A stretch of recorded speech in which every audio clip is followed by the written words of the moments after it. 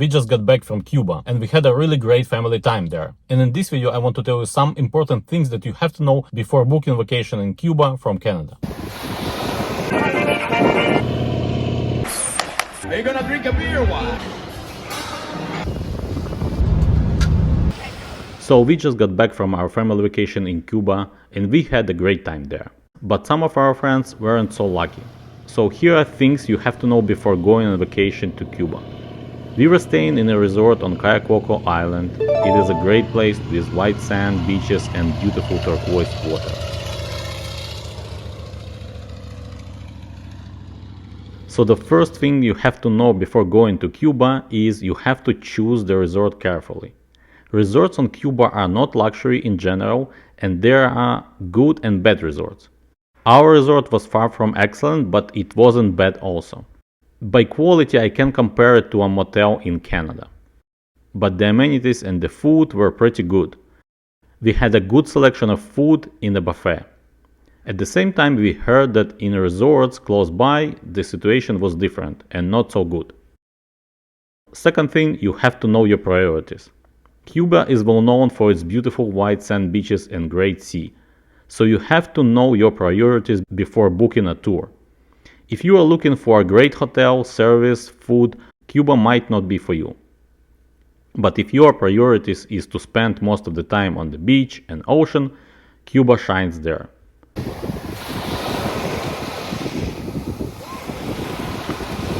Here are some of the tips how to choose a resort in Cuba. Read the reviews online. Make sure to read the most recent reviews and look at the most recent pictures made by guests and not the marketing ones. Ask your friends who've been there. Which hotel would they recommend? Ask your travel agent as well. Look at the Google map to see the location of the resort. Transfer from the airport is very important. Make sure that the transfer is not too long. The last thing you want is to have a long bus ride after the flight, and the roads are not the best in Cuba. Our resort was on Coco Island and the transfer from the airport was about 15 to 20 minutes, which was great. Food. Remember, it is not a gastro tour. Expect simple food.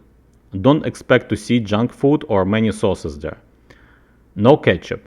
If you cannot eat food without ketchup, bring it with you. No chips or anything like that, so if you are craving, consider bringing it with you. There are no regular soft drinks like Pepsi, Cola or Canada Dry. But if you ask for a Coke on a resort, you will get a Cuban analog, which is not bad. Also depends on the season, you can ask for juices, and some of them are very good. At our resort, mango juices were great. The overall food is simple but good. Chicken, french fries, pasta, ham, cheese, vegetables, it's all good. So in a good resort you should not starve. Internet. Cuba does have internet and cell service, but don't expect to have a Wi-Fi in your room. Usually the Wi-Fi is available at the lobby of the resort. Usually you have to pay for the access, but in our hotel at the lobby Wi-Fi was free. You just had to get a login and password from the staff. We used our cell phones with roaming and it worked great. Even on our boat tour to Coral Reef we had an internet with LTE. I have a Kudo, my wife has Telus. Basically the same company. We paid about $15 per day to use our regular plan in roaming. And again it worked great. I think that most Canadian big companies have similar options, so if you need an internet access you should be covered. What money to bring with you? Don't buy Cuban money. The best option is to bring the US dollars in small bills. Make sure to have enough $1 bills for tips. Canadian dollars are also good for tips and paying for stuff.